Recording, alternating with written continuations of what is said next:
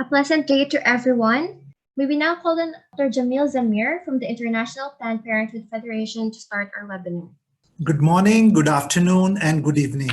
We are excited to welcome you to the Regional Dialogue on Digital Health and Sexual and Reproductive Health and Rights, jointly hosted by Asia eHealth Information Network, International Planned Parenthood Federation, and World Health Organization. It is my pleasure to introduce Ms. Tomoko Fukuda, moderator for this regional webinar. Ms. Tomoko is the Regional Director of IPPF East and Southeast Asia and Oceania region. She is leading the IPPF's work in supporting member associations and collaborating partners in 25 countries.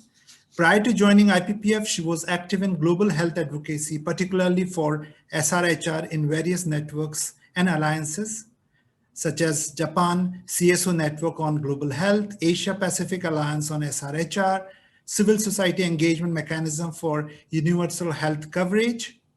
May I request Tomoko to moderate this session, please?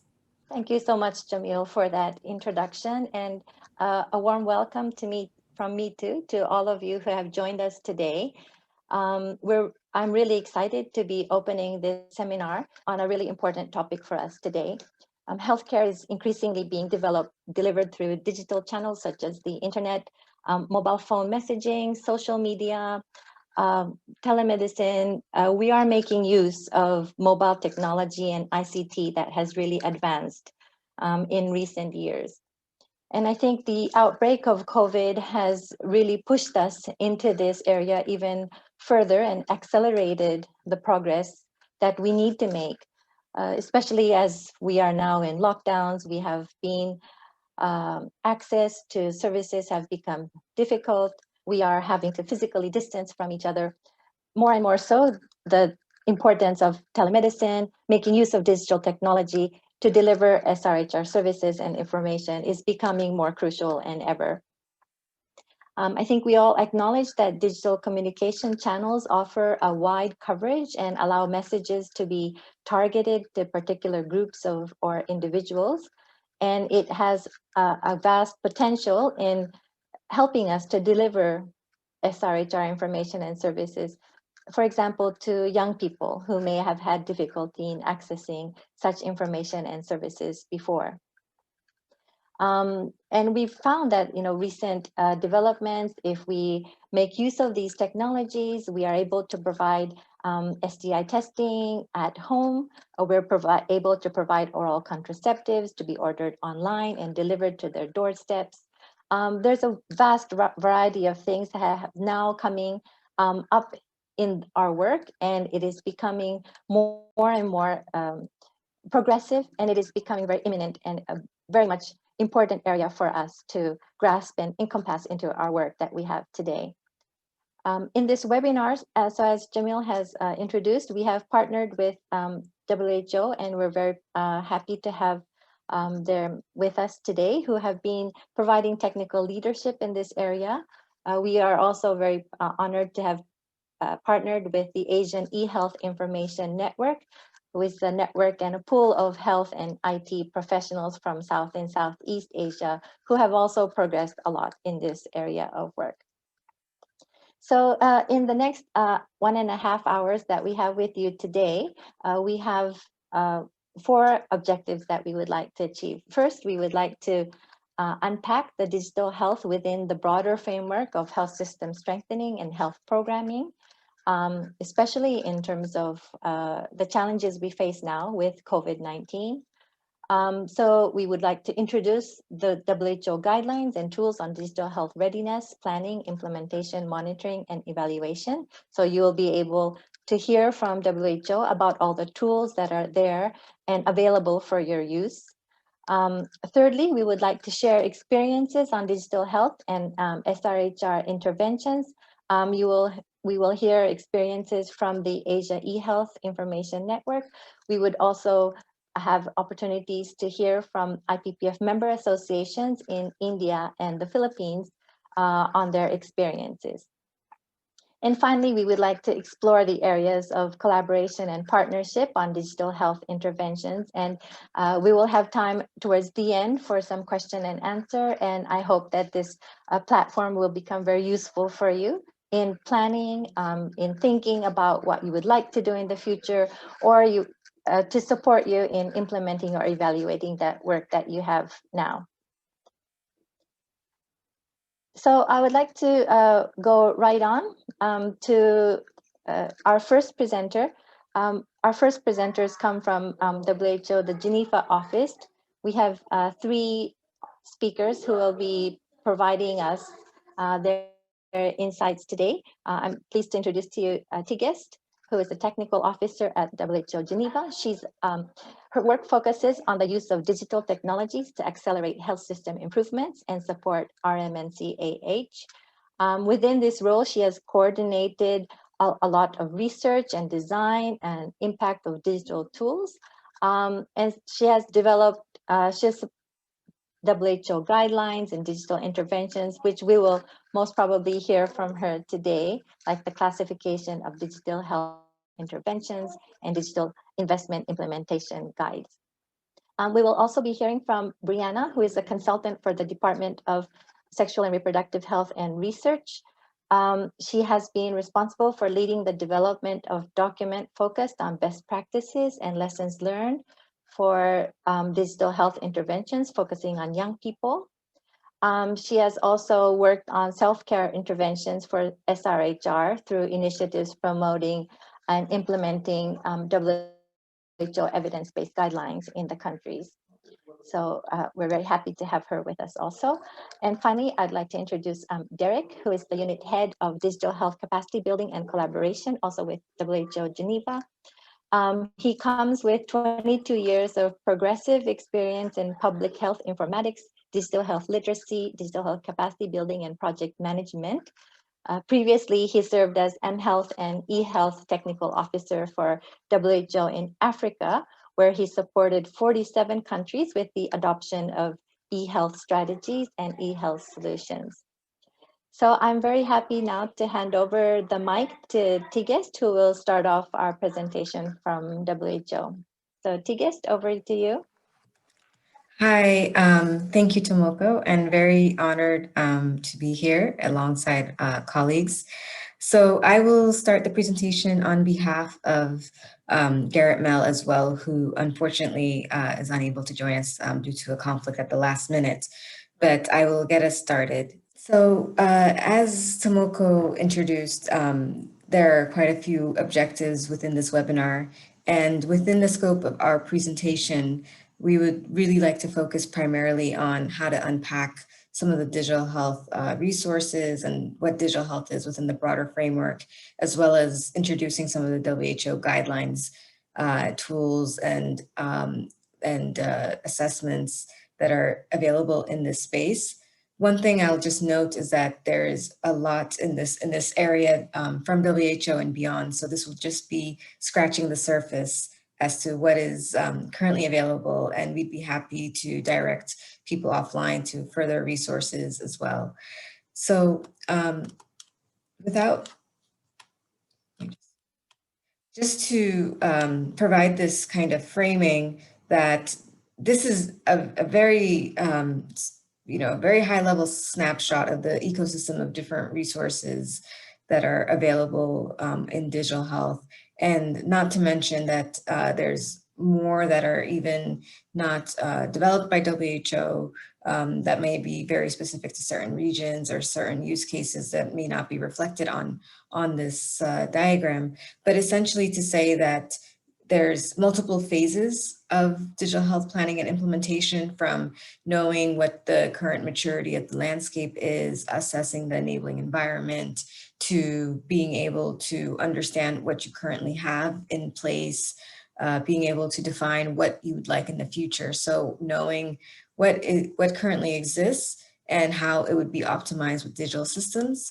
There's also a more holistic thinking approach about planning it with an architecture in mind. So not just having one specific project, but thinking about what would this look like when multiple digital health implementations exist, and how can they support each other as opposed to duplicate each other or not be able to speak to each other.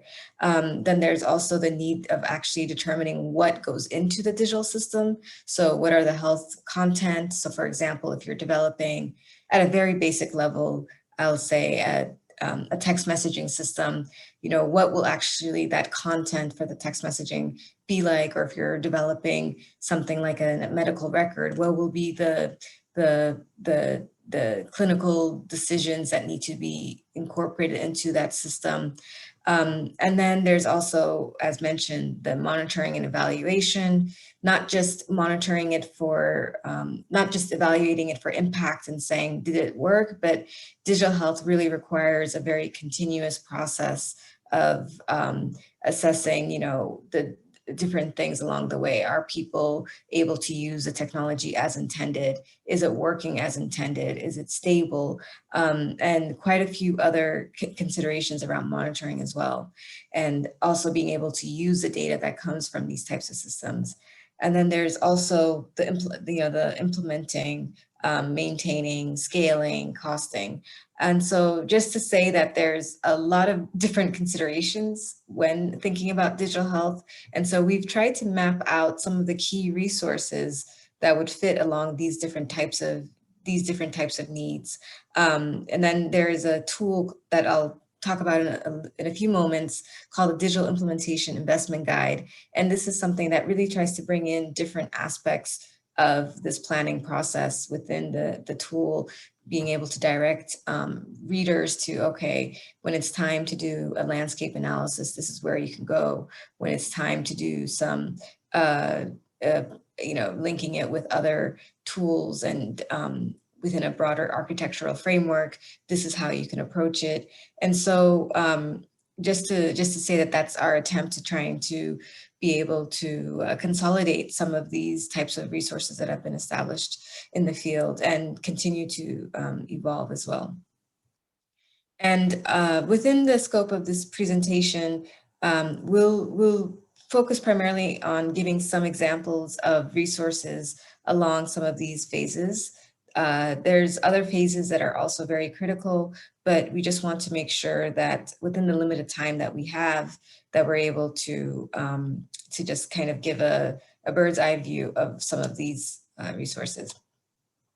So just to address some of the first objectives, you know, how to unpack digital health and its linkages to health system strengthening. I think digital health can mean a lot of different things. And so at WHO, we've tried to find ways to define it. And this is an evolving definition. It's the one that we have in the current document in the Digital Implementation Investment Guide is the systematic application of information, communication technologies, computer science, and data to support decision-making by individuals, health workforce, health systems, so not just at one level, but across the whole health system. And in other WHO documents, we've also mentioned that digital health is a broad umbrella term encompassing eHealth, as well as new areas, you know, such as artificial intelligence, big data. And this is just to note that over, you know, the past, I guess, 2 decades and maybe even more, there's been terms such as mHealth, eHealth, telemedicine that have been floating around, even health information systems. And digital health is intended to be really encompassing of those different aspects. And the way we have tried to frame digital health and health system strengthening is that we know that there's guidelines that exist. We know that there's best practices from, say, a public health standpoint. So for example, I will use the example of the medical eligibility criteria for contraceptive use, as I know many of you in the family planning space are familiar with that. And there may be a lot of challenges to health system challenges to actually getting the uptake as intended. So there could be things such as low demand for services. Maybe there's people aren't able to access these types of services, or maybe they're not as interested, or there could be a lot of issues affecting the demand for services, or even especially now in the era of COVID, that there's social distancing and other challenges to being able to access these services. There could also be poor adherence to the guidelines. So not necessarily from the client side, but also from the health worker side, there could be issues of not knowing the appropriate recommendations, not having the resources to be able to implement the recommendations, maybe not, providing the services as intended, or and conducting the appropriate counseling. There could be other things such as insufficient supply of commodities, which is more at a health system level, maybe not sufficient health workers. And so this is where we see that digital health interventions may have an opportunity to address and overcome some of these types of challenges. And we have a whole taxonomy of possible health system challenges. And so this is how we see it. We see it as a health system strengthening tool, and ways to, if, when used effectively, if there are certain challenges, if there's a way to be able to apply digital tools and overcome. And within a UHC framework, there's several things that are needed, ranging from making sure that you know who to address, making sure that there's available commodities, available human resources, health facilities, being able to work on the demand side, not just for one contact, but making sure that there's the retention and care, and then making sure that with the retention and care, that there is actually being done with quality and with the financial coverage. So this is still, again, a very high level framework, but this is where we see that there could be potential for digital health interventions. And just adding that digital health, and it's a pretty cross-cutting area, and it cuts on a lot of different components of the health system building blocks. One thing to note within digital health is that it's not a monolith. So there are many different ways, and I think in the introduction, Tomoko had alluded to the variety of ways that digital health is being applied. And I think in COVID, we've really seen an acceleration of even more innovative ways to use digital technologies than we have in the past. And it's really brought a renewed focus on, okay, how, while people are having limited mobility, how can we really harness what's in their hands, what they have, to be able to still provide health services.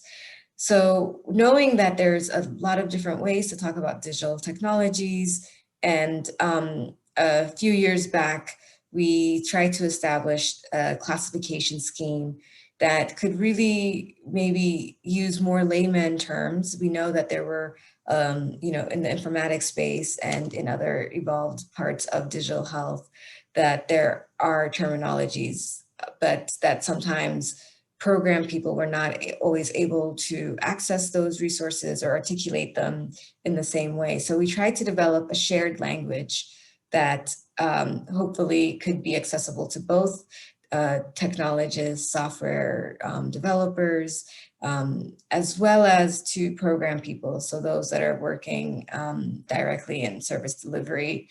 And so this classification scheme, it could have a lot of different use cases. At the time, we were using it for synthesizing evidence base, being able to do inventories, and being able to have a standardized way of comparing different implementations, and also being able to articulate what the functionalities are.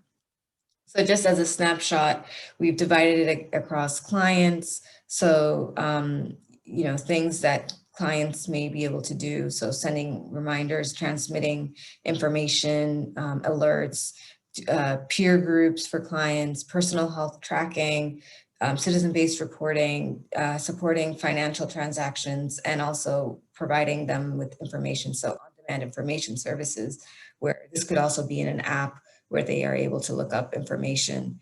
On the healthcare provider side, there's a variety of things, including telemedicine, which I think can also sit on the client side, but different ways that this can be used, including for decision support, including for managing health records, allowing communication between health workers, referral coordination, et cetera.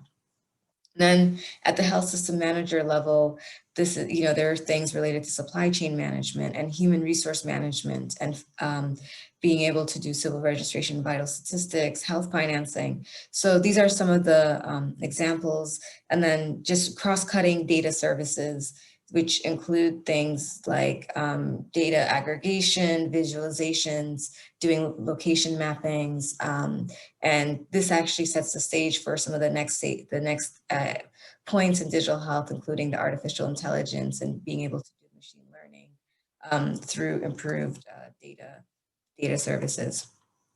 And the way we see this is that, there are health system challenges, and hopefully that digital health interventions, when planned correctly and effectively, can help to address some of these with health system challenges, that they sit within a bucket of systems. So these could be telemedicine systems, logistics management information systems, electronic medical records. And so just to kind of break down, all these different ways of thinking about digital health, because there's different layers to it. And this is a stab at trying to frame all of these components. And using this framework, we then developed the guideline recommendations on digital interventions for health system strengthening, where we reviewed some of the digital health interventions and try to assess what is the evidence base to support some of these. And just to say that this work started back in 2016, where there was still some skepticism, and you could argue that there continues to be some skepticism, but I think COVID has really taught us the power of digital interventions when applied, appropriately. I think we always have to add that caveat, but just reviewing the evidence base, like where have we seen effect? What are some of the implementation considerations around these? And to really make sure that we're not doing any harm and that it's applied as effectively as possible, as well as identifying evidence and knowledge gaps. And I think those that are familiar with doing this type of work will note that there's also a lot of evidence gaps, or we're not always able to get the information, get the data on the effectiveness of digital health the way that we really want to, or the way that we actually see it adding value.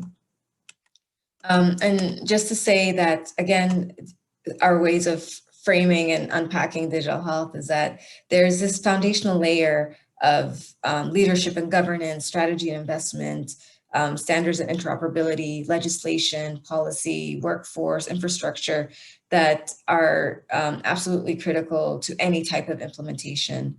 And this is covered within a WHO ITU eHealth Strategy Toolkit. And this is something that, regardless of what you're doing, you need to make sure that at a high level within national strategies, these types of considerations are being met, and that implementations are taking these into account, and that it's not just in a vacuum that the planning is being done. But then, there's different components that contribute to a digital health implementation, including the health content, including the specific interventions. So this could be things like telemedicine, medical records, messaging, and the actual application and software that's being used to execute it. And I think oftentimes when we're trying to ask, is digital health working? Is it contributing?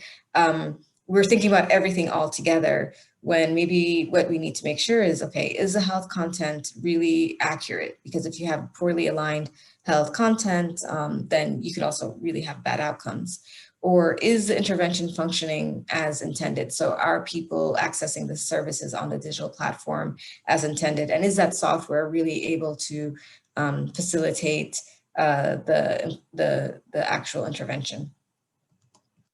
And so based on this, we deconstructed it and we came out of the guideline with several recommendations. And I won't go into too much detail, but just to say that it includes things such as birth notification, all the way to death notification. And but in the middle, there are things such as targeted client communication. So being able to provide information to clients, the client to provider telemedicine, provider to provider telemedicine, stock notification for commodity management, provision of training to health workers, so through things such as M-learning and e-learning, being able to make sure that health workers have quality, are able to provide quality care through decision support tools, that they're able to actually record and ensure that individuals are receiving appropriate services through things such as digital tracking and decision support within like systems such as medical records. So just to say that this is kind of the scope of included recommendations, and you can read more about it within the actual guideline about what contributed to the recommendations. So once you have this in place, what are steps to implement and cost these investments and really avoid fragmented projects? And I think we just kind of want to caution that there is the tendency sometimes in digital health to have some silos, lack of coordination, and a lot of pilots. And so we've been really thinking over the past, I guess, 7 years about how to provide implementation resources that can help to address some of this. And so the Digital Implementation Investment Guide is intended to be a planning resource that takes into account all those different planning phases introduced earlier into this presentation, and put them in a way that there could be a systematic or as systematic as you can get in trying to plan digital implementation that really leverages the national infrastructure and ecosystem as well. So one fundamental aspect is the WHO eHealth, ITU eHealth Strategy Toolkit. I won't get too much into detail about this because I know one of our presenters will also be talking a lot about the key fundamental components of governance and architecture and the foundational aspects of it. But just to note that once there is a strategy, I think the question that we get next is, okay, so how do I actually tangibly implement a digital health investment? And going from, just doing a very specific health use case, a one-time app, to actually thinking about how can we do it in such a way that you are able to have economies of scale and alignment with the digital health strategy, and that you're able to really have multiple applications that are able to work in a more cohesive ecosystem. And I will note that this is very hard. This is maybe just giving this overview, but to note that it's a very long process. And I think we have a lot of experienced participants on this call even that have gone through this process and can definitely attest that it is quite a challenge. But this is the vision, at least from the WHO side and with the Digital Investment Implementation Toolkit, that we're really trying to go from one-offs to something that is actually broader and actually can support health sector goals broadly. And so, you have to think about the digital health strategy. There may be investment roadmaps, thinking about the enterprise architecture, which I understand for a lot of us working in the specific health program area, this is a lot. And I don't think everyone needs to do everything, but just to note that there is a broader context to how implementations can happen. And then here's where the health program specific needs. So things that are, specific applications within interventions, they'll probably come around here, but just noting that it should really be grounded in understanding with colleagues in, ICT, in the ministry, in eHealth, what all of these planning processes are like and how this can be slotted in within that broader planning process. So just to mention in the dig that it walks through these processes. So identifying what the health needs are, having a team in place, determining where, if digital health is appropriate, resources for planning the implementation. And this is going to be really leveraging resources that already exist. So linking out to maturity models that may exist, linking out to landscape analysis tools, such as the Digital Health Atlas, which I'm going to mention in a few slides, and being able to leverage these other resources that can inform the planning process. And then thinking about the broader architecture, which needs to be done not just for one project, but for others. and then developing a budget, being able to monitor the implementation effectively, and then being able to actually consolidate it within an actual costed implementation plan. And the outputs from the DIG, the Digital Implementation Investment Guide, is to really have kind of a blueprint for how you're going to implement, where you have, templates that can be filled out for what the team, who the team is, who your target stakeholders are, understanding that digital health is a multi-stakeholder approach. And I know within AeHIN that there's a lot of really great experience with convergence meetings and being able to bring in people with different backgrounds to really identify priorities and begin the planning process. Understanding the program context, so who are the targeted personas, the health workers or the clients that would be included, what are the pain points, what does it currently look like in terms of the workflows, and then how would it be optimized with digital? So what would it look like? How do you take into account the maturity and readiness of the environment? And then thinking about the architecture, the implementation itself, and the budget and the monitoring aspects. So all of this is included with references to appropriate resources within the DIG.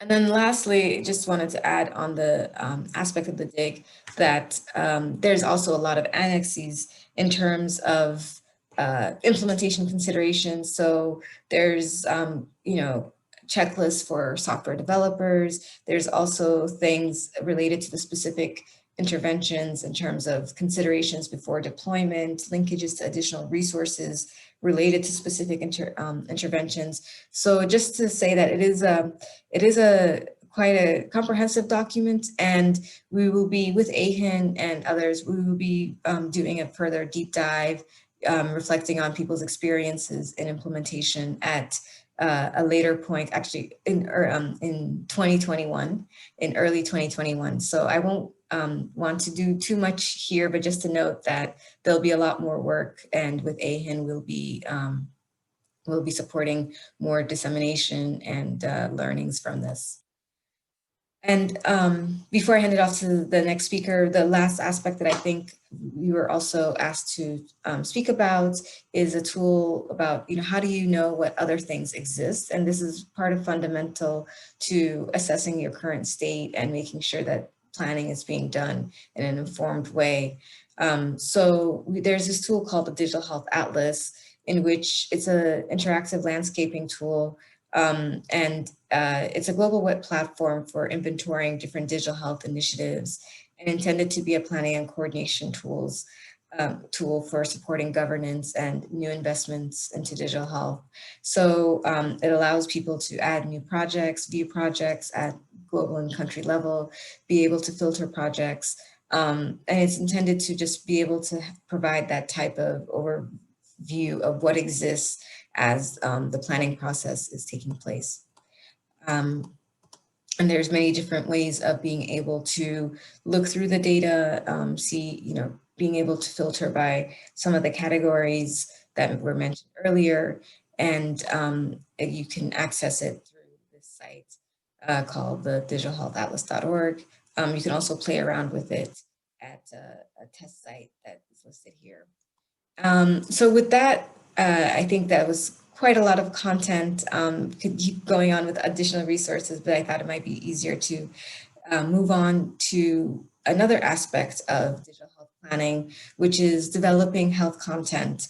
And we have a really great example within SRH and also targeted at youth that was done. So I'll hand over now to my colleague, Brianna, to walk us through an example of how that was done recently in a WHO resource.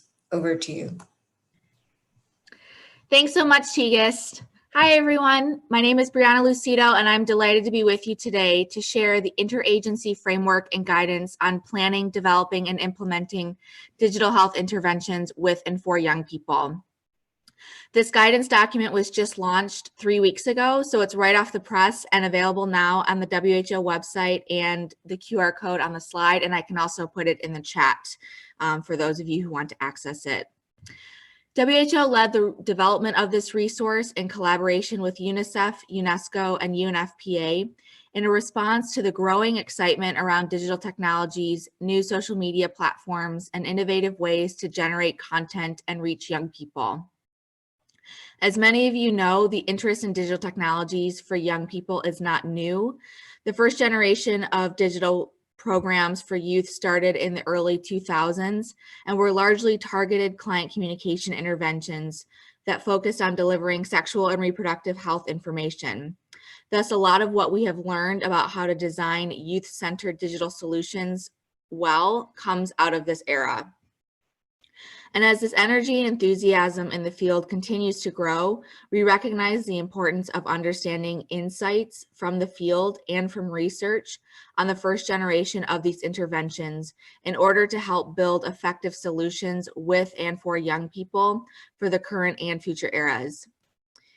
So in the next few minutes, I'm going to walk you through the guidance and briefly familiarize you with its contents, along with sharing a few key tips from what we learned about how to develop content with and for young people. So what you see on this slide is the framework, is an illustration of the process for designing youth-centered digital health interventions, which largely builds off of the main steps of the Digital Implementation Investment Guide, which Tigas gave a brief overview of. So for those of you who work in this space, these steps may look familiar. But what sets apart this document from other resources is that it is uniquely focused on youth-centered interventions, which is described in more detail in the guidance itself. So this process that you see on the screen serves as the foundation for the guidance itself and the organizational structure of the document. And the document dives deeper into each of these areas, the cross-cutting actions and the principles, along with the three main stages of the framework, planning, developing, and implementing. In addition, there is a separate section for donors, which distills information on donor experiences and tips for funding youth-centered digital health interventions. And there is even a section which provides perspectives from young people on the do's and don'ts on youth engagement throughout this process. Visually, this is a snapshot of one section of the document.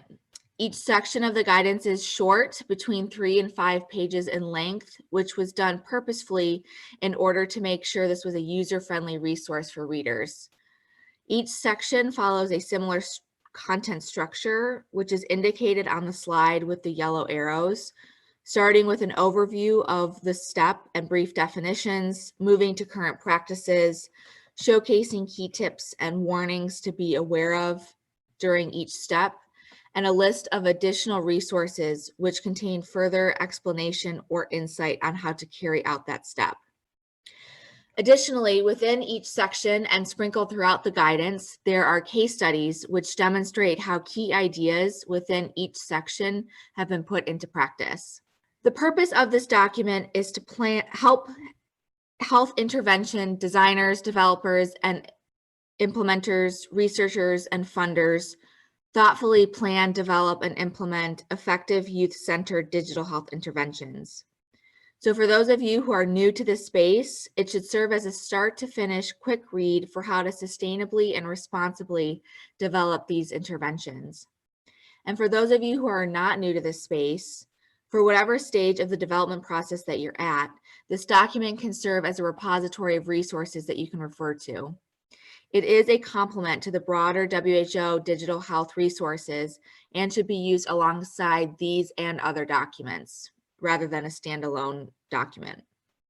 In the guidance, there is a whole section dedicated to how to develop content and a delivery strategy, recognizing that the health content and the delivery platform are at the core of the intervention. This section walks readers through various strategies for how to develop health content with and for youth, including highlighting the importance of leveraging human-centered design strategies and youth leadership in the design process. A few of the important takeaways are listed here on the slide, with several more in the guidance document itself. However, there are 2 points I want to make at this moment. And the first is that it's better to reuse than reinvent. Make sure to understand what is already available in terms of health content, technologies, and delivery channels. Reuse and build on them where possible, rather than developing identical or bespoke versions from scratch.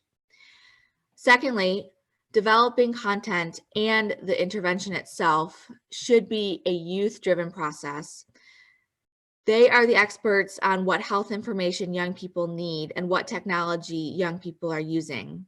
At the same time, it is also critically important to protect young collaborators from potential abuse, incompetence, and violations of privacy. Developers should respect, protect, and ensure young people's right to privacy and their right to share, access, and receive information. So I know that was a quick preview, but hopefully this will whet your appetite for a little bit more. And thank you so much for the time, and I'm going to hand it back over. Thank you. Thank you. And we'll now move on to Derek to finish us off about digital health at WHO and more resources that you can. Yeah. So over to you, Derek. Thank you so much, Tigist, and viewers and participants. Thank you so much for this occasion where we're discussing in details how to really strengthen the uptake, outreach, and penetration of digital health resources, especially in the context of what my colleagues have just spoken about. I'll be leading you into a discussion around capacity strengthening within the context of our normative guides. And the question really we're addressing, how do we increase the cognitive skills as well as the attitudes, and including also the ability for the end users to actually use the tools that have been spoken about. So on the next slide, I'll sort of like start off at a high level to contextualize the discussions that have taken place so far within the context of the global digital health strategy that was approved last week by the World Health Assembly. Within the strategy, we have 4 objectives that really focus on how we strengthen collaboration around digital health at national, regional, and global level, including how we transfer skills to actors responsible for the implementation of digital health. That's objective number 1. It's a critical objective because it really speaks to how we enable the actualization of the tools and instruments that my previous speakers have spoken about. Another area which is enshrined in objective number 2 is supporting the instruments of digital health implementation within the context of global strategies at the national level. And what this objective is really speaking to is how do we create a home for the digital health instruments in such a way that that home supports the national rollout of the digital health tools and services. And then within objective number 3, we are really focused upon making sure that the different instruments of digital health themselves have appropriate governance arrangement, looking at the whole of government approach, whereby each sector, including the ministries of ICT education, that are responsible for digital health, have an appropriate arrangement mechanism to contribute to the expansion. And then within the 4th objective, we're thinking about how do we ensure that we put people first? And how do we ensure that we bring about this patient-centeredness approach towards the implementation of digital health? Now, these are well described within the resolution that you see on the next slide on digital health that speaks about enabling the human capital to be able to use the digital health implementation guides that have been spoken about in such a way that they inform national scale. And so within the resolution, one of the pillars that we are tracking closely is ensuring that we have an adaptable, capable health workforce that is both literate around digital health competencies and also is literate around ICT competencies. The 3 objectives that are really key within the resolution as written in the strategy refer to objective number 2, 3, and 4 that I talked about previously. Now, this work is built upon an instrument that my colleague Tigist talked about, the National eHealth Toolkit, that has 7 pillars that are required to strengthen the ecosystem of digital health at a national level. And one of those pillars speaks to the need for us to strengthen health workforce capabilities. And so on the next slide, I'll be discussing the framework of health workforce capabilities around 4 actors within the health space, which are decision makers, tacticians, practitioners, and also the people themselves. We have defined this 4-layered approach so as to ensure that the competencies or behaviors that we're expecting out of the 4 actors are well articulated in terms of what knowledge we're expecting the actors to manifest, what attitudes in terms of relationships towards digital health interventions, and what skills are we expecting them. And so the 4 actors that are in the pyramid are critical in terms of making sure that there is an appropriate competency framework that delineates what is expected around knowledge, attitudes, and skills. Classically, this is a taxonomy that we've adopted, based upon Bloom's taxonomy. It also speaks to the need for this competency to cut across the different sectors of government, and also to ensure that appropriate arrangements around digital literacy and ICT literacy are also put in place. Now, on the next slide, the competency framework I talked about has been elaborated already through 2 courses that we've built. And these courses are intended to speak to how to use the different instruments that my 2 colleagues have spoken about. They also include detailed discussions around areas of digital health, such as what it means itself. So there's a discussion around digital health. There are discussions around how you build a strategy, how you actually enlist different digital health interventions in terms of the examples of use, and discussions around digital health platforms, partnership arrangements, data use, M&E, and also issues around security requirements and the future of digital health. This framework is intended to respond to the competency framework that I just talked about, but more specifically, this particular matrix speaks to the different questions that are being addressed within the course itself. This course has been deployed for 2 years now, and is available for tacticians, the actors in the middle of the pyramid. We have also summarized this course in a shorter version that lasts for about 4.5 days if implemented in a face-to-face modality. This course matrix that you are seeing right now runs for about 10 days. Now, on the next slide is a breakdown of the shorter course that is called the Digital Health Planning National Systems course that enshrines within itself some of the documents that my colleagues have talked about. And this abbreviated version of the course has been deployed online in a virtual environment given COVID, and sits around 8 modules with 6 objectives. The objectives are described on the next slide, which are 6 in this case. And so the first objective speaks to how does one develop a holistic system level digital health approach. Within this overall objective, we're discussing how do we ensure that verticalism is avoided, and that we think about the entire ecosystem of health to make sure that the different aspects that require digitization are factored. On the second objective, we're concerned about the tools that are needed to implement the holistic approach that we talked about. In the third objective, we're really concerned about demonstrating some of the real-life technical skills that are required to strengthen the digital health ecosystem, including arrangements of cooperation with MNOs, for example, and other actors within the ecosystem.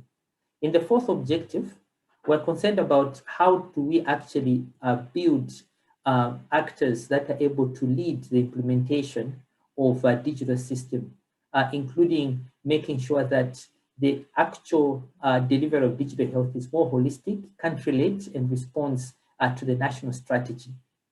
In the fifth objective, we are concerned about how to now design a robust enterprise architecture that takes into account the needs of the health sector, the needs of the people, and the needs of the health workers themselves. And then lastly, in the sixth objectives, we are concerned about how do you actually develop an ecosystem of digital health interventions that indeed includes leadership capabilities that are able to support coordination of different actors and that are able to ensure that the solutions that are being developed fit the entire ecosystem of digital health. With these 6 objectives, we have enumerated 8 modules that speak to these 6 objectives that are described on the next slide. And the 8 modules speak to the path towards attaining the objectives and the competencies described on the previous slide. And so what you see on your screen really is a method of articulating the different areas in the objectives that I've just described and making sure that we're able to break down the different steps that are required for a national actor to be able to implement digital health. And so these courses have been developed and deployed already for the past 2 years or so, with contribution from the international community, people that are involved in digital health implementation, and national stakeholders. Now, what you see on the next slide is a summary agenda that we had used before COVID, whereby this course was implemented over a period of 4.5 days. We're now working towards making this course available on the WHO Academy within WHO and also on the ITU Academy. There are 2 versions, a shorter version, which is the one I've just ended up with, and also the longer version, which I started off with. What is critical within this capacity strengthening space is making sure that the different actors of digital health implementation are well aware on how to implement a digital health intervention and how to monitor and how to cost it.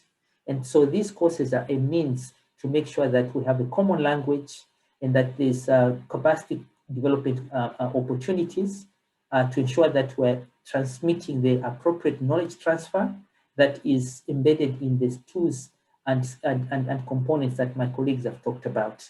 In the coming year, we'll be rolling out a face-to-face modality when COVID is no longer an impediment, but we'll also be involved in making sure that we have an online version of this course and that we're able to support virtual training over a distance learning platform.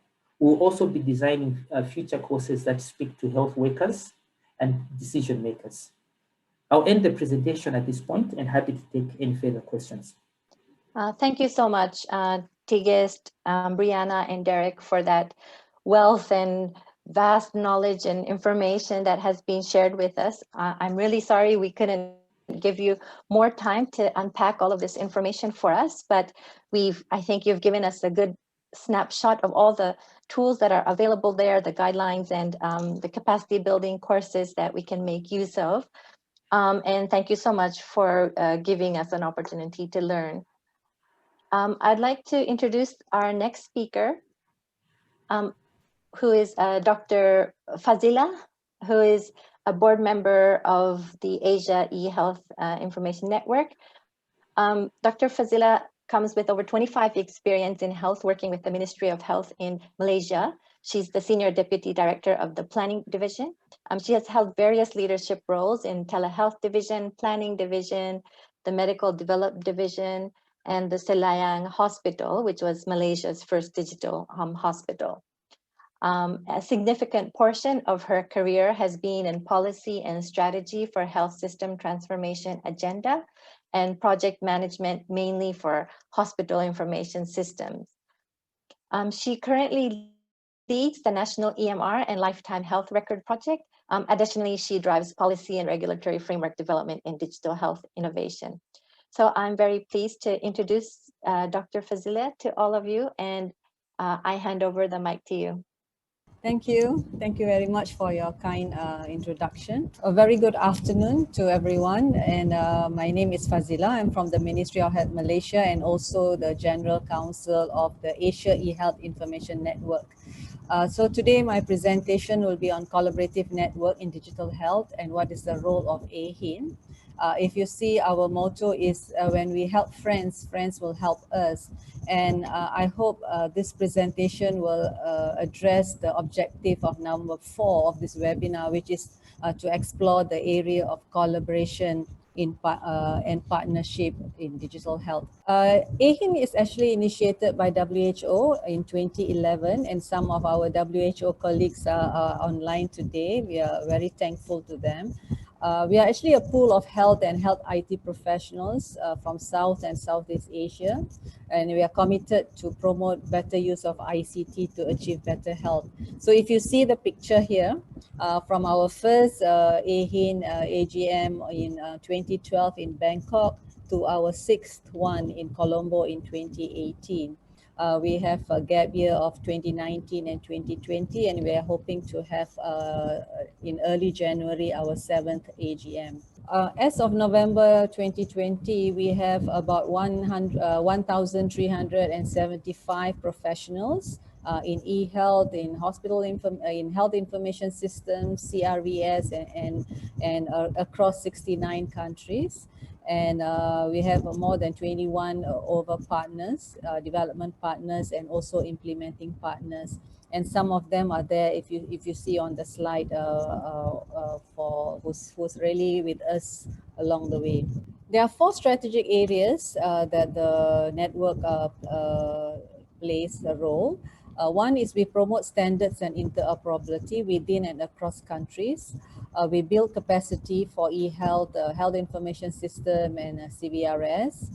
We also increase peer assistance and knowledge exchange and sharing through an effective networking. And we enhance leadership and sustainable governance and monitoring and evaluation. So this one you have seen earlier in our early days, we very much follow the WHO ITU model of the eHealth components, and which is very much relevant today. But today we have a new global strategy, which I think is also aligned to this. This was our capacity building roadmap where WHO and AeHIN provided technical support to make eHealth scalable and sustainable. But today, as presented earlier by our WHO colleague, the new capacity and competency framework, I think we will able to align this as we move forward. But we are not far from addressing the main components of eHealth.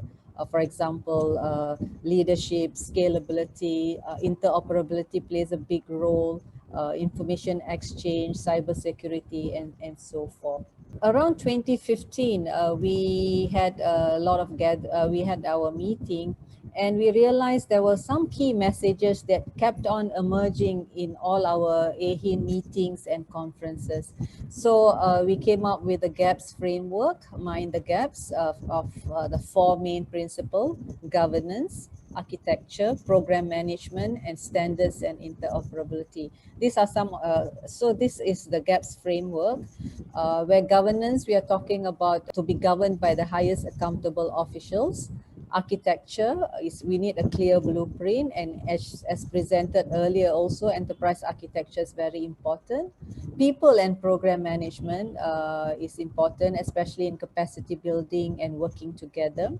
And finally, standards and interoperability. So this is our AeHIN's GAPS framework, GAPS. So what have we achieved so far from 2012 to 2018? We have 6 general meetings, where each of the meetings, in total, we have about more than 1,000 total delegates. We have more than 1,000 members on our mailing list. As I presented earlier, we have about 1,375. We have had various webinars until 2018. Country-to-country knowledge exchange, the team has gone to Thailand, Taiwan, and Japan. and of course, multiple convergent workshops in Myanmar, Bhutan, Timor-Leste, Nepal, and Vietnam and Indonesia. And we are hoping to have more in 2021. We have had various trainings in terms of national eHealth strategies, in governance, in digital health investments, and also COVID and TOGAF, where we have also have certified members. We have also had trainings in DHIS2 and also GIS training. So if you see, capacity building is one of our core strength in AeHIN. For 2019-2020, we are preparing for our 7th annual general meeting, which will be hosted by Vietnam. We have different countries hosting for each AGM, and we are hoping to have it in January.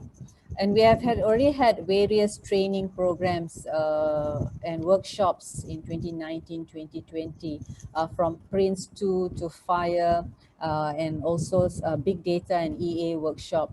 Another interesting one is our national eHealth capacity training, where we have short courses where AeHIN does a certificate reimbursement program, and also the MIT critical data mentorship program.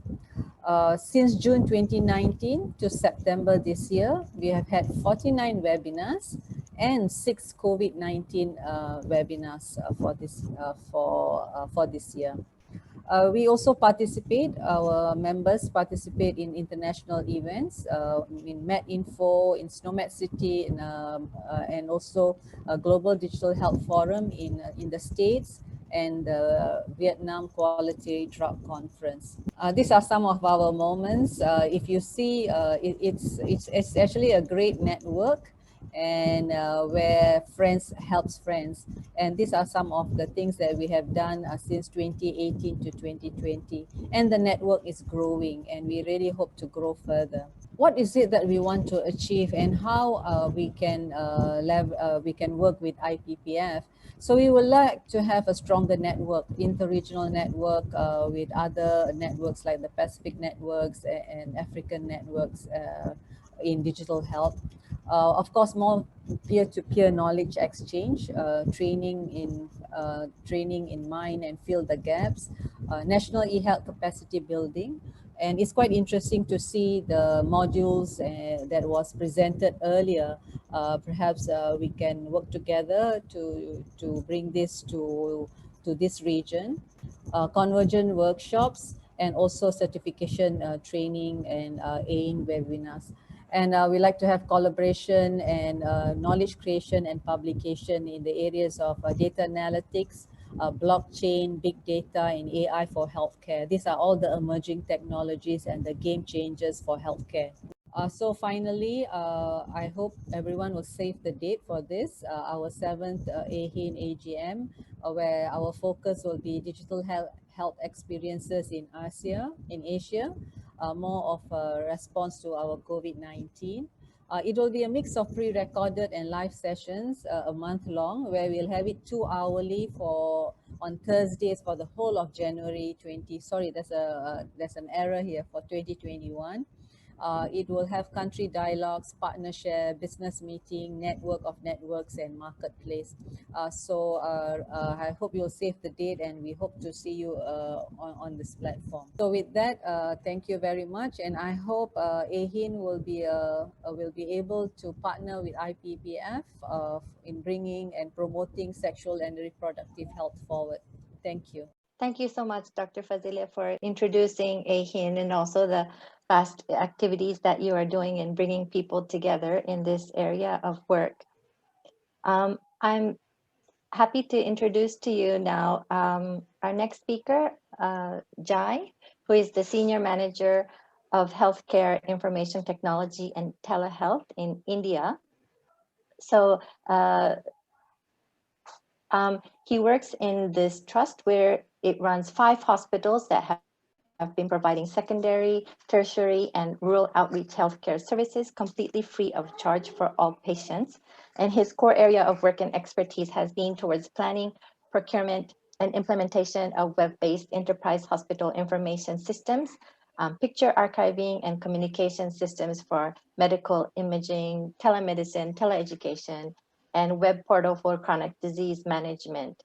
So I skipped the name of his trust. It's Sri Satya Sai Central Trust, India. And so I'm very happy to welcome Jai to speak to us today. So the mic is yours. Thank you, Tomoko, for the introduction. Good morning, good afternoon, and good evening, colleagues. Let me talk to you regarding the experience that we have had in India in our institution.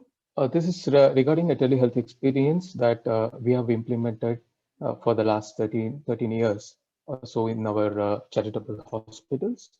And we got started quite early with telehealth, but then I would like to sort of walk you through our journey and then the experience and the impact that this service, like which is right now seeing, which is the buzzword right now, especially for the last 8 months or so, world over. And it's become quite popular now, and a lot of countries have adopted in a bigger way. So we started our journey quite humble, in a humble way in 2003, and then 2007, we sort of made into a formal service, which is regular and then like available every week for 5 days a week. Let me give a quick introduction to the trust. So we run 2 secondary hospitals, and then 2 tertiary hospitals and 2 mobile hospitals. And then each of them have a fair degree of digital health adoption. So as you could see that we have been using the HIS PACS and other digital systems here. And then like I would say that both these hospitals are predominantly paperless and completely filmless, means we don't print any medical images anymore. So we also have 2 mobile hospitals providing rural outreach. Again, both of them have a fair degree of digital workflow, as you can see, like, but these hospitals are using in-house developed systems. And then like digital workflow is more related to the outpatient registration, imaging, lab and inventory management, and chronic disease management. And with respect to our hub hospitals, the 2 tertiary hospitals, we have the core software applications that are being used as hospital information systems from DXE, and then PACS from Fujifilm, and also the ERP from Microsoft Dynamics. And for our mobile hospital, one of the core systems that we use is this chronic disease portal from 2008. So this deals with the documentation of clinical cases for various chronic diseases like diabetes and comorbid conditions like hypertension, coronary vascular diseases, and epilepsy and thyroid. So we have a fair degree of digital workflow at our institutions. With that backbone is what we actually began our telehealth way back in 2007, when the telehealth program became formalized and then being available for every week. So there are twin objectives. One is to actually provide quality medical care, which is already being provided free of charge by all our hospitals. How to extend it to the patients beyond after they get the surgery done in our hospital, they need to actually come to our hospital for after 3 months or 6 months or of a year for follow-up. So we decided to extend our telehealth services for them so that they need not actually travel. Unless otherwise it's absolutely necessary. And the second objective is actually to provide the continuing medical education and training for our own staff. And the overall scope of our project is more into post-operative teleconsultation services, as well as tele-education for our medical professionals. And then our implementation sites are spread around 5 different states in India. So as you can see, there are 2 hub hospitals, the 2 tertiary care hospitals based in the states of Andhra Pradesh and Karnataka in India. And then we are having that 3 other remote sites in 3 different states. So this is how we started with actually a satellite connection way back in 2007, where the government of India was very kind enough to support using the space technology for societal applications. So there was one of the projects by Indian Space Research Organization. So they were kind enough to support us with the connectivity and the video conferencing infrastructure. This is how we started with, but then we have actually diversified over the years, evolved with the times, and actually have multiple connectivity options over the years, as well as we have also upgraded the systems. Just to give an impression of the distances involved of our sites from the hubs. So this is one of the sites, one of the hubs, and then it's connected to 2 other states of West Bengal and Odisha. And as you can see on the top, it's a rural site. The infrastructure is typically a video conferencing system, and connectivity actually varies. So we are connected over leased line, we are connected over satellite connections. We have multiple options. And then at the hub site, typically the video conferencing infrastructure is a bit extensive. And then we also have access to our HIS and PACS, which becomes very essential. It's not just a video conference with the patient. When we are actually doing the consultation, we actually are able to view our records and then also enter the consultation summary into that records. And then the summary of care record at the end of consultation is complete, which is available at the remote site to be actually printed, given to the patient, explained before they actually leave. So this is yet another site. And then we added one state last year in July. So the workflow is something like this. The patients arrive at our remote centers, and then they are screened by the local GPs who are trained in our protocols on neurosurgery and cardiac surgery by our own specialist. And then after screening, their details are actually entered into the web-based HIS, and they are basically registered for teleconsultation. And once their records are available into our system, the patient and the doctor, in the presence of the local GP, have the video call, and then the treatment plan is explained to them, and then their summary is also available at the site. Informed consent is taken. Sorry, I forgot to mention at the beginning of the consultation, informed consent is also taken. In general, we have seen these are the wide, broad areas of reasons for which we have been able to provide consultation. One is routine follow-up after the surgery. The second one is regarding clarifications of admission dates, and then if there is a change in the clinical condition, and then if there are any further evaluation to be done. In both the cases, we actually suggest that there could be a need for a physical evaluation at the hospital. Otherwise, rest of the things that we can manage. And then also we are having some cases where they think it is related to the surgery that was done or in the same area, but it could be something else. And this is a short study that we had done to see the economic impact on them. So far, like from 2007, we have been able to provide up to March this year, 23,692 consultations. And then like on a very, very conservative estimate, I would say that we have come up with this pricing of what will be the cost saving per visit for the physical visit to the hospital. Whether we are able to save quite substantially for the patient. This amount may not look great for some, but then considering that over 90% of the patients who actually depend on our hospital for the care, they have this annual income of less than 100,000 rupees in a year. So this makes a substantial contribution to them. And in short, it's not just a video call, as I mentioned. And then like all our consultations are being recorded in an electronic medical record. And then we have not recruited any staff exclusively for telemedicine. It's actually part and parcel of each of the department that is providing this service.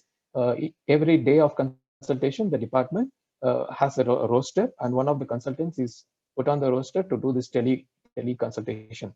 So we don't have a separate staff only to handle the teleconsultation.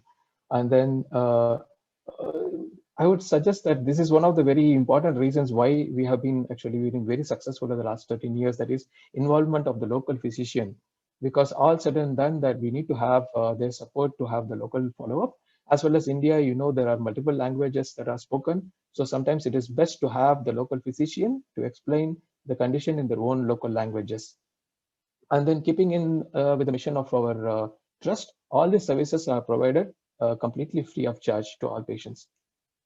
And this is in the COVID scenario.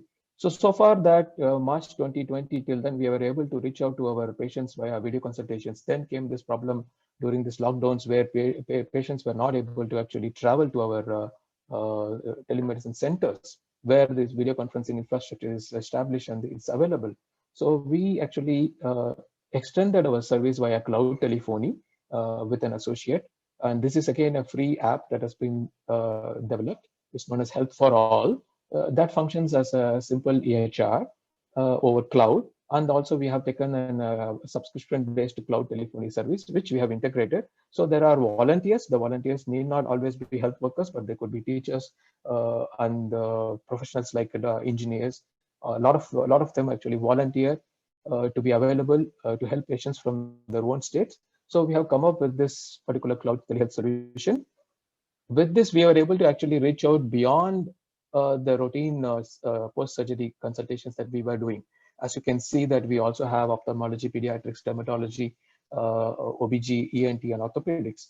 And the typical turnaround time is about 3 hours. 3 hours in the sense, right from the time a patient calls and has a consultation, and their summary of care is actually sent to them, or a prescription sent to them on web for being available for them to actually take the medicines. The total time on an average is about 3 hours. And this is the process flow. As you can see, the patient actually calls on a helpline, which is a free helpline, and this volunteer takes down, and the volunteers are actually trained to assign them to the respective doctor from the necessary clinical discipline. And then if they are already called, their records are available. So they do a check if the registration is already done. If it is not, they actually register the patient, then call up the doctor, book an appointment, and then transfer the call to the patient. And then after the consultation summary is generated, or a prescription, and that is we usually send it on a business account of WhatsApp, because we also find most of them, over 99% of the people, all have WhatsApp, and then they are very comfortable to receive this in their own mobiles, and then they can actually use it to take the prescriptions or follow the advice. And they can also, in fact, send us any reports. They can take a picture of any of the reports that is already available with them, and then send it to us, which is also available, uploaded in the Health for All application.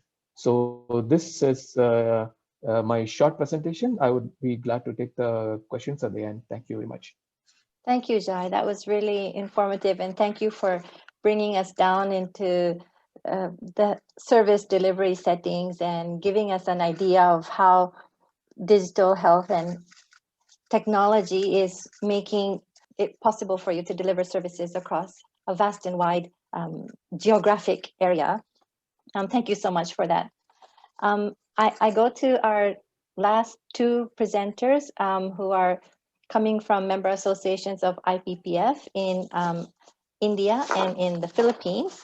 So I'm happy to introduce to you Sarah, who is the Program Operations Group Head in the Family Planning Organization of the Philippines.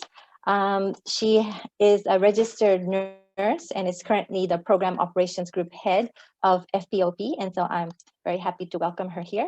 I'm also very happy to introduce to you Amita, who is the Assistant Secretary General, Program Implementation of the Family Planning Association in India. So she has worked for 24 years initiating projects and management of programs in SRHR with focus on adolescents, women's empowerment, and HIV interventions work. So they will also be providing us some insight into how they are making use of digital technology in their work in the communities. So I hand over the mic to Sarah first. So Sarah, please go ahead. Hi, thank you so much, RD Tomoku, for that introduction. So I will be sharing my screen. Okay, so maray na aldaw sa Indogabos, or good day everyone in my Bicolano dialect. Thank you so much for this opportunity to share with you our work. So I'm going to start by sharing a short introduction about IPPF. So IPPF, or International Planned Parenthood Federation, is the leading service provider and advocate of sexual and reproductive health and rights. We work with different stakeholders such as policymakers, CSOs, and communities to ensure governments protect and fulfill gender equality and sexual and reproductive health and rights. Through our 161 member associations and collaborative partners, we delivered 223.2 million SRH services, including 95.4 youth-friendly services in 2018. It is estimated that 8 in 10 of IPPF's clients were poor and vulnerable. So this is East and Southeast Asia and Oceania region, or ISHOR, and South Asia region, or SAR, These two are of IPPF 6 regional offices, which is based in Kuala Lumpur, Malaysia, with sub-regional office in Fiji and New Delhi, India. Together, we work with 31 member associations and 3 collaborating partners in Asia and the Pacific region. The two offices offer technical support in the areas of strategic planning, program development and operations, monitoring and evaluation, resource mobilization, financial accountability, volunteer development, capacity building, knowledge management, quality of care, and management information systems. We also facilitate strategic partnership, network building, and SRH champions development.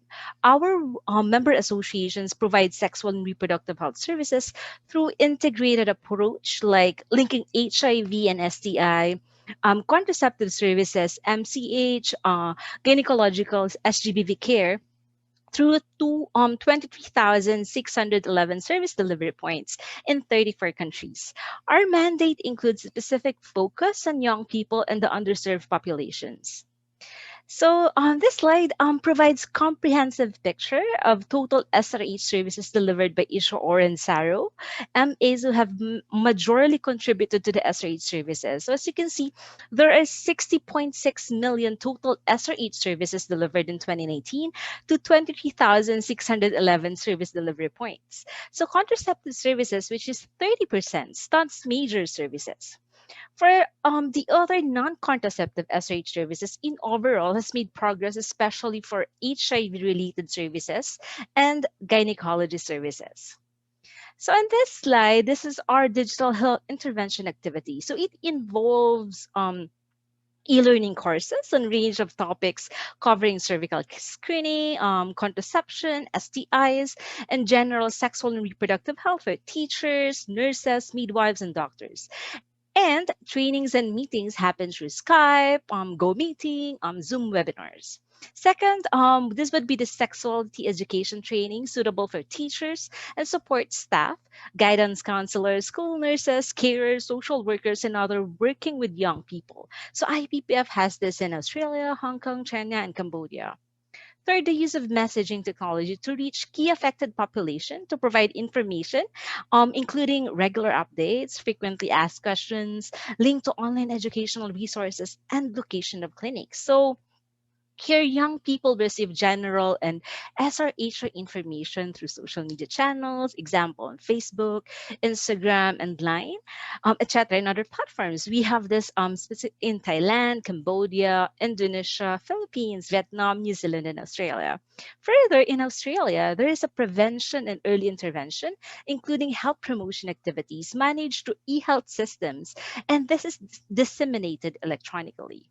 So the fourth one would be the SRH Hotline Center for Refugees and Migrant Workers that provide easy access to information and counseling are in the pipeline of Malaysia and Thailand.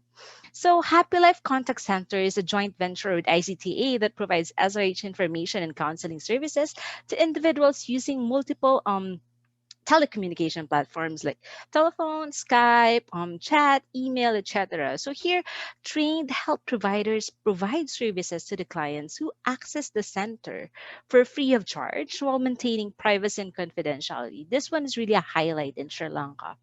Other means are like virtual and telephone communications, electronic health record system, the DHIS2 in many countries. So here, monitoring and evaluation information management systems, or the MEIMS, is a web-based centralized open source information management system designed to monitor and evaluate SRH interventions. So it support reporting and data management tasks at organizational and program level, and provide analytical result and program feedback.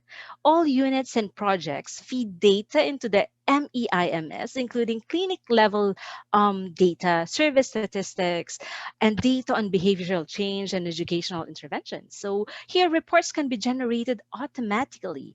This one again is with the IPPF-MA in Sri Lanka. Meanwhile, in New Zealand, IPPF-MA, there is a reportable event register, which is linked to a national system that manages reportable events, including health and safety or safeguarding, etc. So further, their mobile clinics use a system that connects to their national EPMS. So those were the digital health intervention activities of MAs in Asia and the Pacific. Now, I will go specifically to the experience of Family Planning Organization of the Philippines, or FPOP, on DHI. So on this slide, you can see FPOP's clinic location in the Philippines. So we've been on lockdown or community quarantine because of COVID-19 since March 17. So today is the 8th month. During these circumstances, we've invested in other platforms aside from the face-to-face service provision to provide SRHR services. So yeah, a month before the lockdown, we've launched our hotline called the FPOP Your Hotline. And just recently, we've received a grant from IPPF, MSI Global Affairs Canada to improve our small hotline project. So your hotline can be reached via SMS or call, Facebook, email, and when you visit our website, you will have a chat support for that. So for the provider-client communication, we use these platforms. So FPOP Your Hotline provides sexual and reproductive health information and counseling, and then clients who need services such as injectables, implants, are referred to FPOP clinics and or other healthcare facility near them to avail the services. So we provide consultation, counseling, and information referrals of clients who need contraception, GVB management, HIV, STI, gynecology, and obstetrics. However, as you can see, on the safe abortion, we only have harm reduction and post-abortion care due to the legal restriction of abortion in the Philippines. So this is our setup. We have a national hotline and chapter clinic hotlines. So for the national hotline, we have the general FPSRH hotline and our newly launched SGVB and post-abortion care hotline. We launched it last November 7. So our service provider team is composed of the healthcare professionals. They are the midwives and nurses. We have social workers, psychometricians or psychologists, doctor, and of course, our youth volunteers. So the national hotline serves as the main hotline. Well, the clinic hotline serves two purposes. First, for referral of national hotline clients who need face-to-face services, and second, as SRH hotline within their locality, since we have so many dialects. Our trained, here we want to highlight that our trained youth volunteers also help us in providing SRH information. So this is based on the experience of FPOP that we FPOP youth volunteers are really at the front lines of providing SRH information. So another component of our hotline is the RH home delivery. With the lockdown, going to clinics has been really difficult. So we launched this initiative. Right now, we have this in Metro Manila, but we're planning to cater to other areas in the next coming months. So this is a picture of our delivery. So since RH Home Delivery is really new, we launched it last November 7. This photo was taken days ago. We have an SRH trained logistics and delivery staff. So in this photo, he delivered antiretroviral medicine in partnership with a social hygiene clinic and contraceptive pills too. So another thing that we are setting up is our online shop. Here, the clients can see our available commodities. We hope to launch this really soon. So for our promotions, we do both the online and offline promotions. So offline are like house-to-house, print materials, distribution, etc. However, I'm not going to discuss further that. I just want to share about our online promotions on Facebook. So here, we engaged with different Facebook groups, that groups about pregnancy, women's health, FP, and other groups. And these groups have about 40,000 members and up. On these groups, people post questions and we try to answer them and link them to our hotline.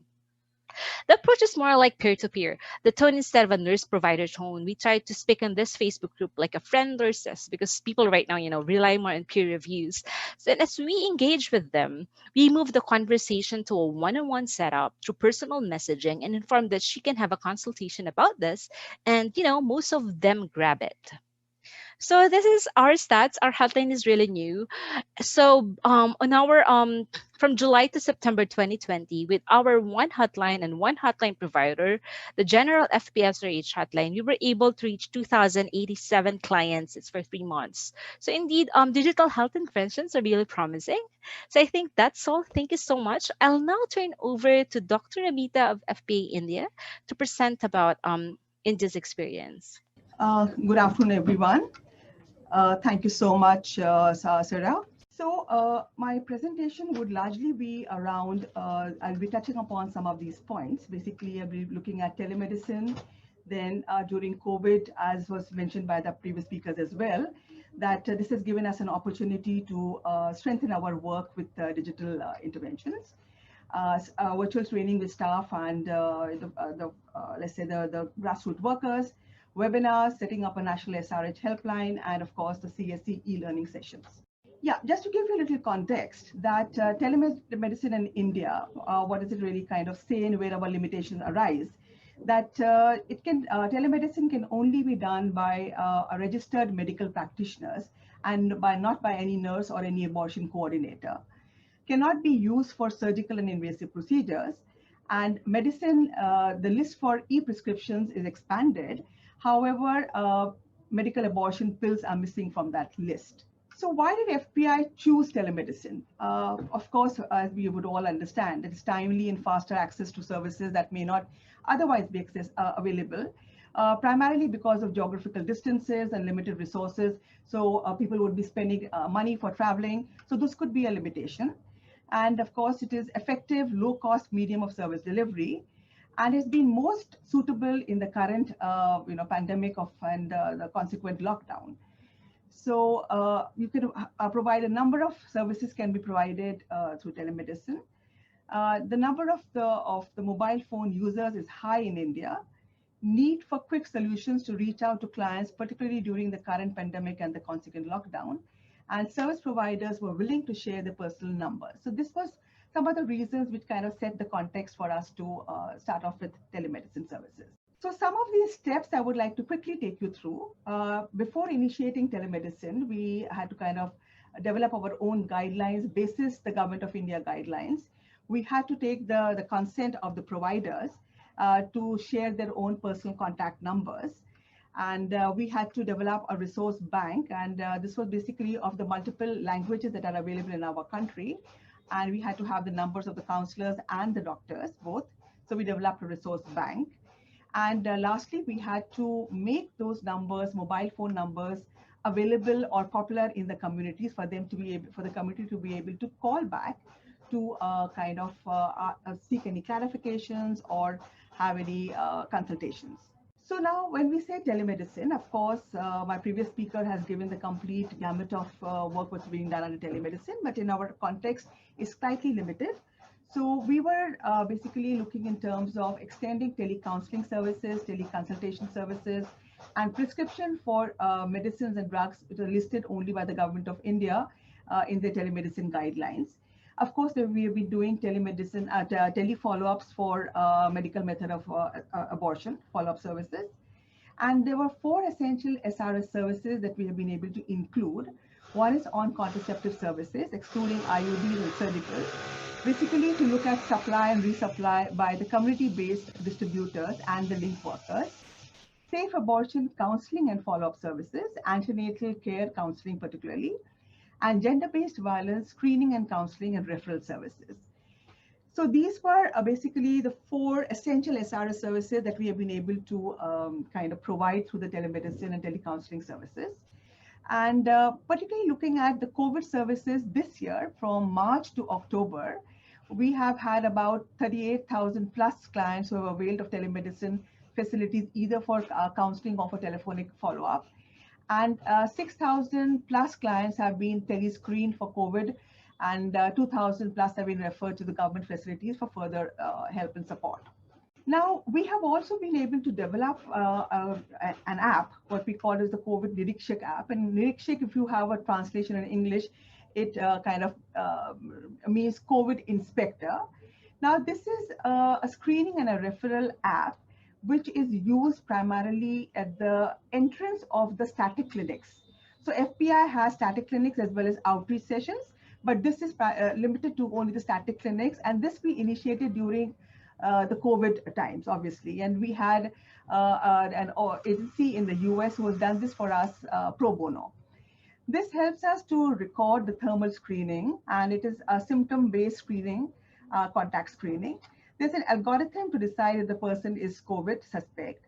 And based on the outcome, they are referred to the Government of India facility for further service delivery and further tests, etc. This has helped us to record the data much faster. There's electronic medical records are available, and this automatically gets linked to our own electronic CMI system that we had. And these are some of the data that is visible on the screen to show that how many clients have been screened across these last 6 or 7 months, and how many have been counseled for risk reduction. And this is just to show that how we are using various platforms to conduct training for the staff and the ground level teams, as well as for organizing webinars and meetings, which is through Zoom and other platforms. And we are in the process of setting up a national sexual reproductive health helpline in collaboration with Kriya and Gramvani. And this is going to be accessible to callers from any part of the country. And there's an option of call recording. And after choosing any one option, the call will be transferred to the service providers based on the caller's language preference. So we are in the process of setting this up, and it should be going live before the end of this year. And this is just to focus on the program for young people. So those in the IPPF family would know that we have a CSC curriculum. We have a CSC module. And we have made this into an abridged version, which is appropriate for showing onto the these other through apps, and that's the WhatsApp and through Zoom and Skype, etc. So we are using these platforms also for sharing our work. And so far in the last 5 months, we've been able to reach out to over 5,000 young people through the CSC sessions. And we are now in the process of finalizing another app on CSC, which is going to be a mix of self-learning platform with opportunity to clarify doubts. Well, thank you very much, Amita. And we did learn a lot about how you are integrating and making use of digital technology in your work. And so thank you very much, Sarah and Amita. My sincere apologies that we have gone over our promised time. I think we just had a wealth of information that we wanted to hear and learn from. And so we started off with the really strategic thinking around digital health and all the guidelines and tools that are available to also, and then now we are learning towards the end how it is being made use of in our interventions that we have today. We really don't have time to go into a deep discussion, but I think there was one question on the chat that I think is extremely important for us to quickly talk about. It's about data security. So with so much personal health information being stored, and how is client confidentiality going to be ensured, especially when we're working in sexual reproductive health, and it contains a lot of sensitive information around LGBTQI, our youth sexual behaviors and abortion and whatnot. So I think this is a really important question that I think we would like to hear. Would any of our colleagues from WHO or Jai in your settings would like to respond to this? Or Amita or Sarah, anyone who would like to take this question? Yeah, Jai, go ahead. Thanks, Tomoko. I can probably talk about our own settings. Yes. We, in our institution, in terms of security, we typically ensure there is a role-based sign-on. So each of the physicians who is tasked with providing the consultation, they have their own login. So it's done by them. It's not shared with anybody else. And also the patient, because the patient is also in the presence of a general physician, and then they agree to be part of this teleconsultation, and then their information is stored in the electronic health record, but then it's not available for anyone else. Only the summary of the consultation or the prescription is being printed and handed over to them.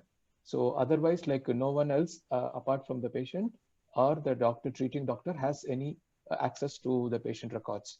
So that's how we manage in our settings. But if there is, I hope this has answered the query. If it is not, please explain. I will be glad to answer. Yes, thank you so much, Jai. Would anyone else like to pitch in from the speakers?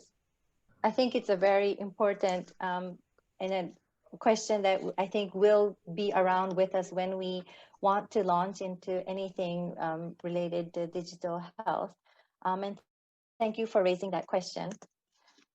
So I'd like to, we are at the end of our webinar, and I'd like to give a big thanks to our speakers again. To guests, Brianna and Derek from WHO in Geneva, Dr. Fazila and Jai from AeHIN, and Sarah and Amita, who shared from the member associations of IPPF in the Philippines and India. We are at a crucial time right now with COVID really altering how we have been working in SRHR. It will be like this for some time more. I think this webinar was really timely that we learn and think, and I think we're all now in the planning process of 2021. I think this webinar has given us a wealth of information to really think about our next steps and how we can make use of the technology that is available for us. In the chat box, there was also a request for a separate session specifically for youth. I think that's a great suggestion. Maybe we can think about that in the future. There was also a request for the slides and the resources. And yes, I think that will be made available for all of you. So thank you once again to all the speakers, and thank you again for all of you who took time to be with us today. My sincere apologies, we've really gone over time what we promised, but thank you so much again for joining us. Thank you. Thank you, Tomoko. Thank you, Jamil. Thank you. Thank you. Thank you, Thank you, everyone. everyone. Thank you, Tomoko. Yeah. Thank you, Thank you. Amita. Thank you. Thank you. Bye-bye.